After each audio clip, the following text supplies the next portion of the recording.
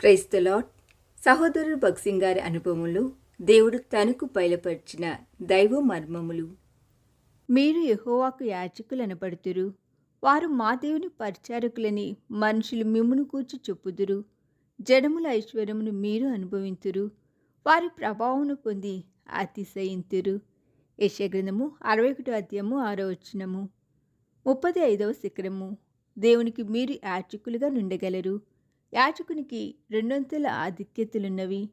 ఏ అవసరము కొరకైనా దేవుని యొద్దకు వెళ్ళి మొరుపెట్టవచ్చును.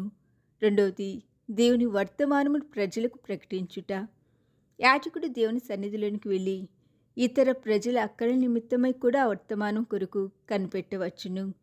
విశ్వాసులే ఇప్పుడు దేవునికి యాజకులుగా ఉన్నారు.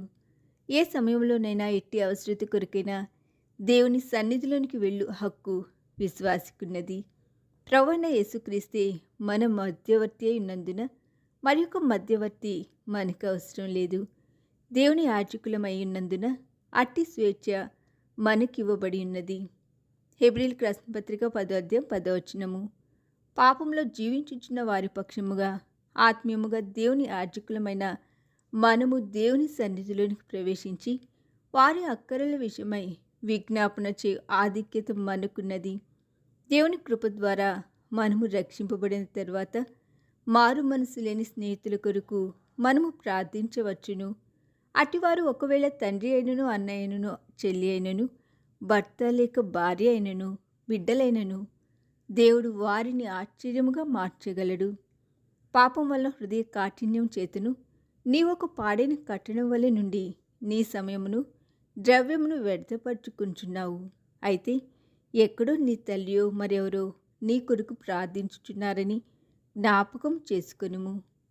కెనడా దేశంలో నేనొక కూటమునకు వెళ్ళి ఉంటిని. చాలా సమయం వరకు నాకు వర్తమానం దొరికినందున ప్రార్థించుచూనే ఉంటిని. నా బైబిల్ తెరిచి చూడగా నాకు ఈ మాటలు కనబడెను. నేను దరిద్రుడును, అక్కర కలవాడను. కూటమైపోయిన తరువాత ఎవరైనా తిరిగి జన్మించగోరుచున్నారా అని మనవి చేసి తిని. అప్పుడు ఒక మనిషి నా యొద్దకు వచ్చి ఈ సాయంకాలమే నేను తిరిగి జన్మించి కోరుచున్నాను అని చెప్పెను.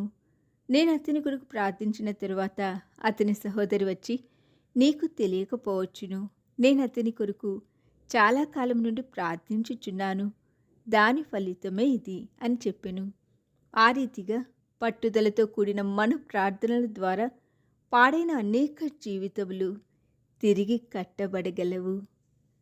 ఈ దినధ్యానము మనందరి ఆత్మీయ జీవితమునకు ఆశీర్వాదకరముగా ఉండునుగాక. ఆమేన్.